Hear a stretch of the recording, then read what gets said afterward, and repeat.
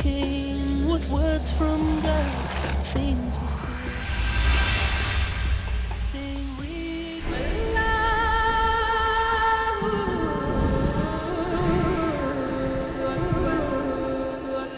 Inside his heart, confused by what had occurred, there was only one who could comfort him, to help him see the light.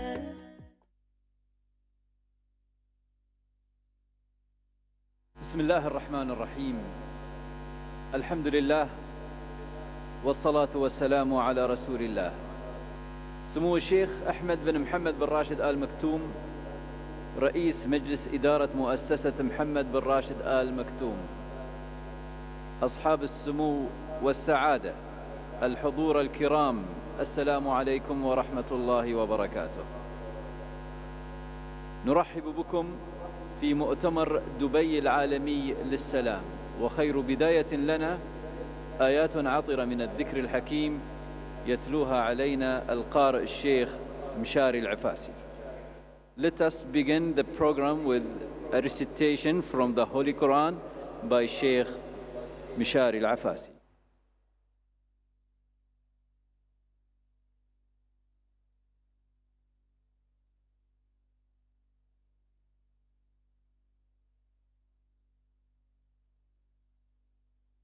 أعوذ بالله من الشيطان الرجيم.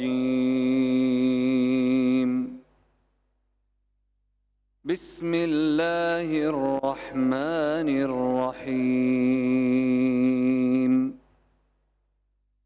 وعباد الرحمن الذين يمشون على الأرض هونا وإذا خاطبهم الجاهلون قالوا سلاما والذين يبيتون لربهم سجدا وقياما والذين يقولون ربنا اصرف عنا عذاب جهنم إن عذابها كان غراما إنها ساءت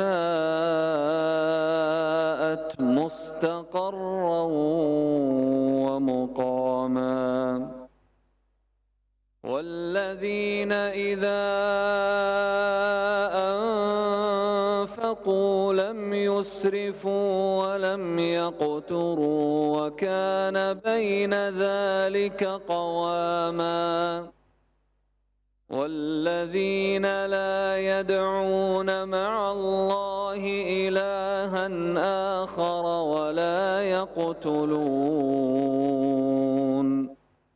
ولا يقتلون النفس التي حرم الله إلا بالحق ولا يزنون ومن يفعل ذلك يلقى أثاما يضاعف له العذاب يوم القيامة ويخلد فيه مهانا إلا من تاب وآمن وعمل عملا صالحا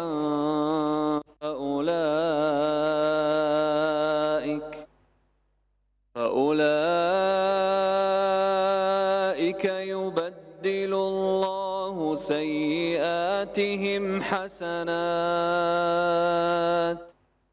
وكان الله غفورا رحيما ومن تاب وعمل صالحا فإنه يتوب إلى الله متابا والذين لا يشهدون الزور وإذا مروا باللغو مروا كراما والذين إذا ذكروا بآيات ربهم لم يخروا عليها صما وعميانا والذين يقولون ربنا هب لنا من أزواجنا وذرياتنا قرة أعين وجعلنا للمتقين إماما أولئك يجزون الغرفة بما صبروا ويلقون فيها تحية وسلاما خالدين فيها حسنت مستقرا ومقاما قل ما يعبأ بكم ربي لولا دعاؤكم فقد كذبتم فسوف يكون لزاما صدق الله العظيم.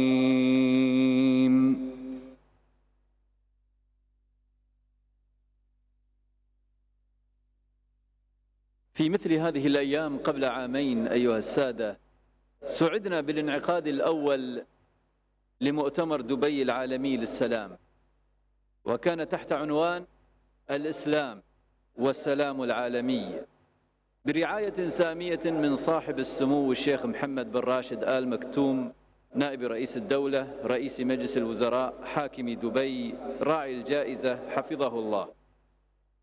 وإن المتأمل في تاريخ الحضارات الإنسانية يرى أنها تصبو إلى السلام والاستقرار، وذلك تحقق جليا في الحضارة الإسلامية التي حرصت على مد الجسور مع الحضارات الأخرى والتواصل معها وتعزيز العلاقات الدولية تحقيقا للسلام العالمي.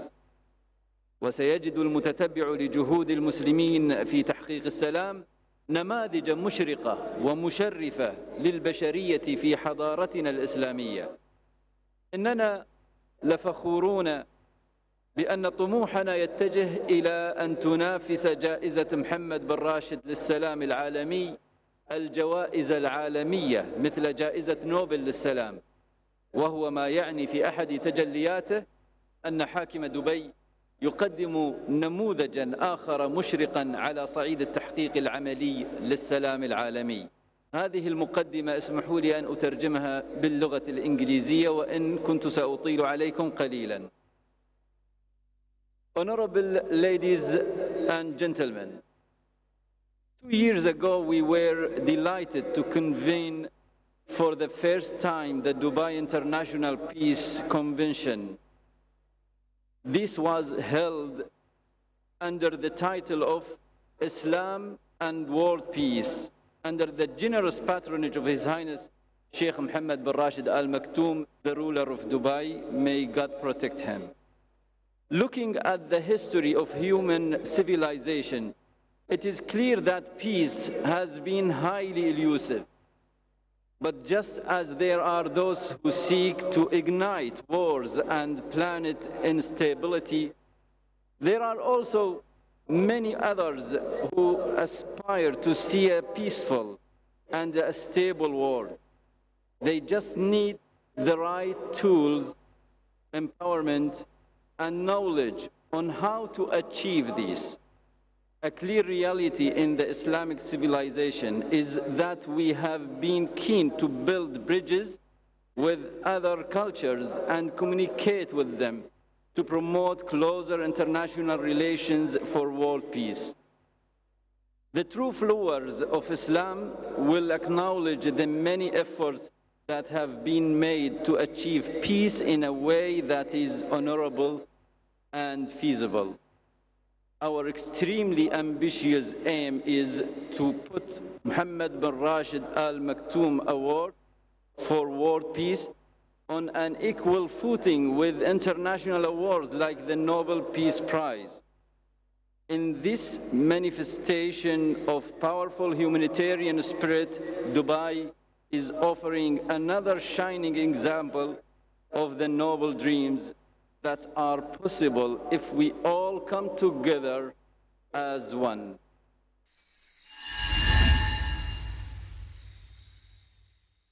Assalamu alaikum. I'm Zakir Naik and you're watching Peace TV, the solution for humanity.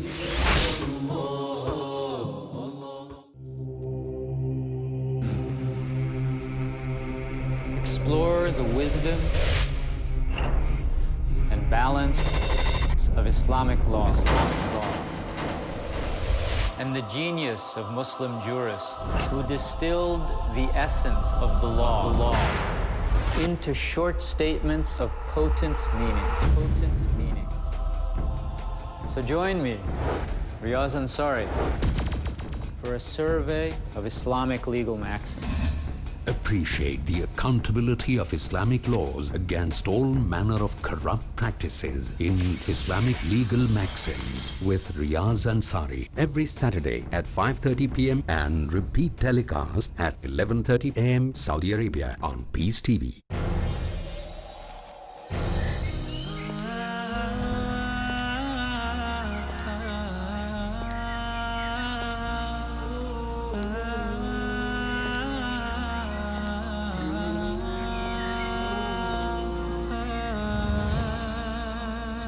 Marriage is the cornerstone for a successful society.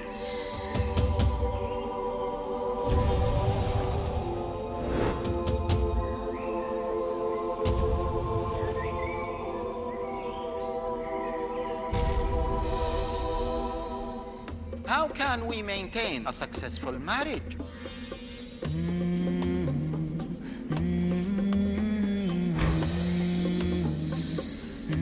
Join us in this journey where we learn how to plan for it, execute it, maintain it, and end it according to Islam. Grasp the unique philosophy of Islam to make marriages successful in Marriage and Divorce. Next on Peace TV.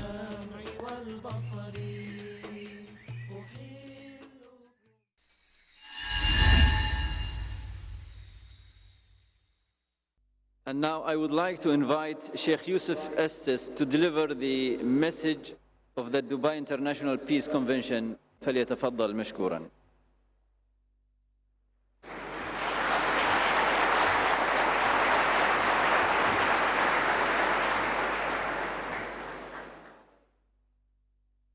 All these microphones around here, I think I could go to work for the FBI. There we go. Bismillah, alhamdulillah, wa salatu wa salam ala Rasulullah wa ala alihi wa sahbihi ajma'in. Ashhadu an la ilaha illallah wa ashhadu Muhammadan abduhu wa rasuluh. Assalamu alaikum. Did they leave? Wait a minute, let's give them another chance. Let you guys at home watch this too. Here we go. Assalamu alaikum. I think they need a jump start. One more time. Assalamu alaikum. All right. MashaAllah.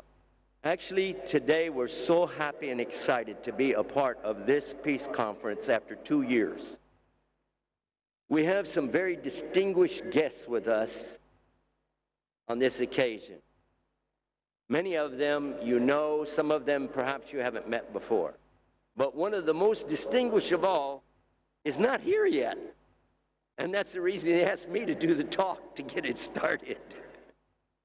Actually, Abdurrahman al-Sadais was supposed to be here with us right now, and he'll be with us tomorrow morning, inshallah ta'ala, inshallah. But when they came to me and asked me to fill in, I said, you want me to recite the Quran? They said, no, no, no. They said, just fill up 5 minutes. Well, it looks like we got about 1.5 minutes left, so we'll just talk real fast. Some of those brothers that are with us here today have been helping me for a long time to put all this together so that you guys at home could be watching this. Not the least of which is sitting right in the middle of all the, right there in front of me. Let me see if I can give you a shot of that rascal. There he is. Nah, you can't even see him from there. I don't have a zoom unless I throw this at you. Raise your hand up. Assalamu alaikum. There's Dr. Zakir Naik. Yeah, he's the sweetheart. Big sweetheart. But he's not my only sweetheart. That's Peace TV. We also have Muhammad Salah with Huda TV. Put your hand up so they can see you. Way up. The guys here, they're not two hands. Alhamdulillah. MashaAllah. Abdurrahim Green is here. We have Muhammad Asharif, Tawfiq Chowdhury, Hussein Yee. There's an empty chair. Who's supposed to be sitting next to you, Hussein? Yusuf. Oh, let me put that back up. Sorry about that. MashaAllah. There's so many more. Sayed Raji is here from Canada. Now, whoever I left out is going to be mad at me, but they're telling me we got to wrap it up with this. I just want to do this one thing. I want to say thank you, big thank you to Allah first. One of the first words that you need to know about after you say peace is security, because there is no peace without security. Another word that's very important, sincerity, because there's no peace without sincerity. Purity is again another very important part of true peace. And then everybody who is seeking this to adhere to, stick to the tenets of this very important proposition of true peace. Some of you who know me and know how I play with words, you already know what I'm going to say next. For the rest of you and those of you at home, I've only been talking really about one word in the Arabic language, aslama. Because through aslama, you have peace, you have security, you have the obedience, you have the understanding of how to serve, really serve the one who is the only one who can grant true peace. As-salam. Allah subhanahu wa ta'ala's deen, al-Islam.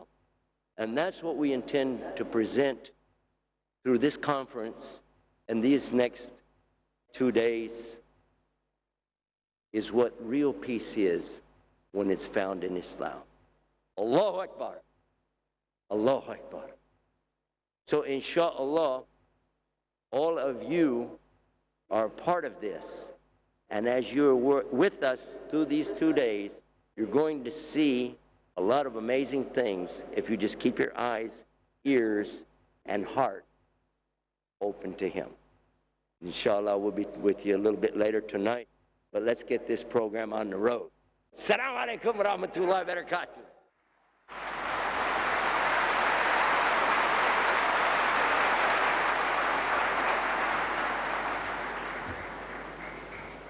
Thank you, Sheikh Yusuf, and appreciate for keeping your promising. لا فض فوك يا شيخنا على هذه الكلمات وهذا الصوت الجميل. والآن أيها السادة، جاء دور تكريم الرعاة وضيوف الشرف والأساتذة والدعاة والمشايخ المتحدثين في هذا المؤتمر. ندعو سمو الشيخ أحمد بن محمد بن راشد آل مكتوم، ممثل صاحب السمو الشيخ محمد بن راشد آل مكتوم، نائب رئيس الدولة رئيس مجلس الوزراء حاكم دبي، راعي هذا المؤتمر، بالتفضل إلى المسرح لتكريم الرعاة والضيوف.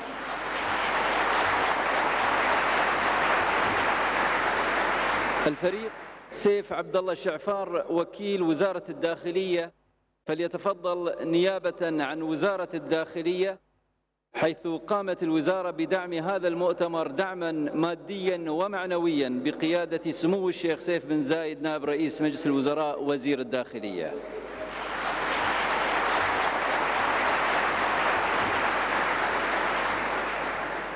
الراعي البلاتيني لهذا المؤتمر شركة أعمار العقارية، فليتفضل سعادة أحمد المطروشي عضو مجلس الإدارة المنتدب للتكريم. كما ندعو سعادة محمد إبراهيم الشيباني أو معالي محمد إبراهيم الشيباني رئيس مجلس إدارة مؤسسة دبي الإسلامي الإنسانية، نيابة عن بنك دبي الإسلامي كرعاة ذهبيين في هذا المؤتمر.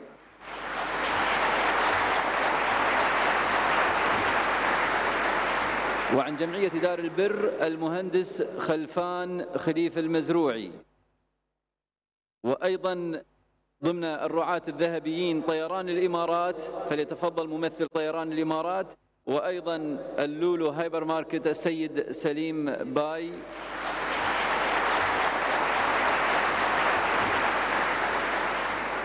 أو علي باي رئيس مجموعة اللولو هايبر ماركت. السيد محمد بن عمير الكتبي مدير العلاقات العامة بمجموعة شركات محمد عمر بن حيدر كرعاة فضيين. وأيضا مؤسسة خان صاحب السيد عامر خان صاحب بمعية أيضا ممثل الشركة العربية للسيارات رستماني.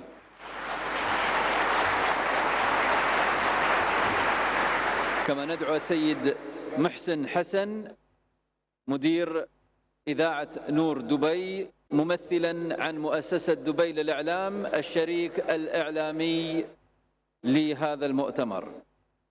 ندعو السادة رعاة هذا المؤتمر بأخذ لقطة جماعية مع سمو الشيخ أحمد بن محمد بن راشد آل مكتوم ممثل راعي الحفل. شكرا لرعاة هذا المؤتمر وندعوهم بالتفضل إلى أماكنهم. والآن جاء دور تكريم ضيف الشرف والمتحدثين والمحاضرين. ضيف الشرف في هذا المؤتمر الشيخ مشاري بن راشد العفاسي، فليتفضل.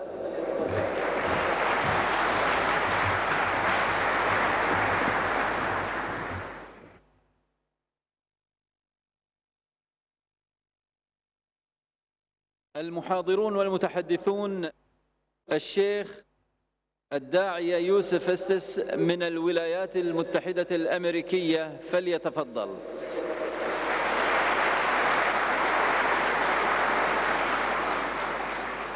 وأيضا رموز ومجموعة من الدعاة والمشايخ رموز الإسلام في جميع أقطاب الكرة الأرضية. من الهند الدكتور زاكر نايب.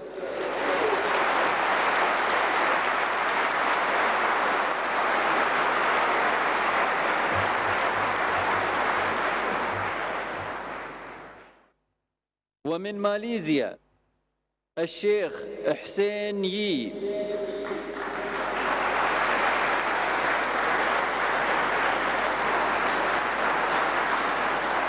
ومن المملكة المتحدة بريطانيا الشيخ الداعية عبد الرحيم جرين.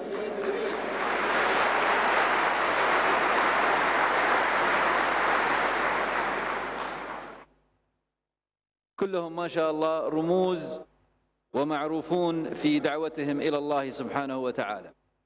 من الصومال الشيخ سعيد راجح.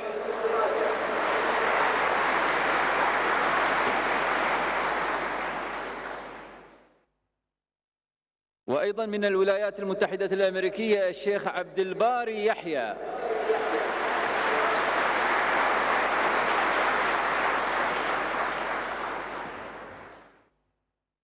الشيخ محمد صلاح من الولايات المتحدة الأمريكية.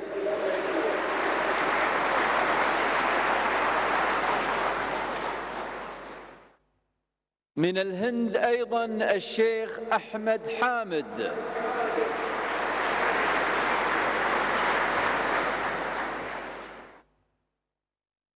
وأخيرا وليس آخرا من كندا الشيخ محمد الشريف.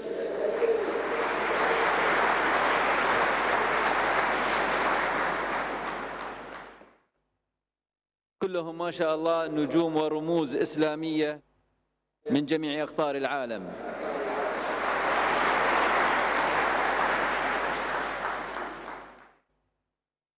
ندعو الآن السادة المشايخ والعلماء بلقطة تذكارية مع سمو راعي الحفل. نشكر سمو الشيخ أحمد بن محمد بن راشد آل مكتوم ممثل راعي الحفل، صاحب السمو الشيخ محمد بن راشد آل مكتوم نائب رئيس الدولة رئيس مجلس الوزراء حاكم دبي. ونشكر السادة المتحدثين لتفضلهم بافتتاح هذا المؤتمر، كما ندعو سموه بالتفضل لافتتاح المعرض المرافق لمؤتمر دبي الدولي للسلام. والشكر موصول إليكم أيها السادة، والسلام عليكم ورحمة الله وبركاته. Stepped inside his home, he was overwhelmed with fear. An angel came with words from God, things were still unclear. Saying, read, read, but he could not read. Amazing words that he heard. A trembling deep inside his heart, confused by what had occurred. There was only one who could comfort him, to help him see the light, to ease his fears, to reassure. Was Khadija his wife? He said, Zammiluni, Zammiluni, Dathiruni, Dathiruni. A mighty task has come before me, I need you here with me.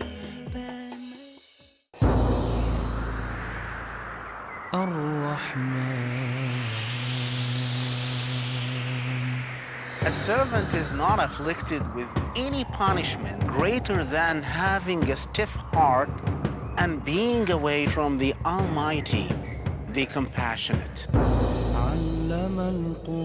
Hearts are God's vessels on the earth. The most beloved ones to Him are the softest and the most purest. If hearts are nourished with God's remembrance and quenched with His meditation, it will witness great wonders and deep wisdom. Since our hearts are enlaced with layers of oblivion, we need to cleanse them to stand sound and pure before Allah. To know more, join us on Peace TV's new series on healing hearts, where we can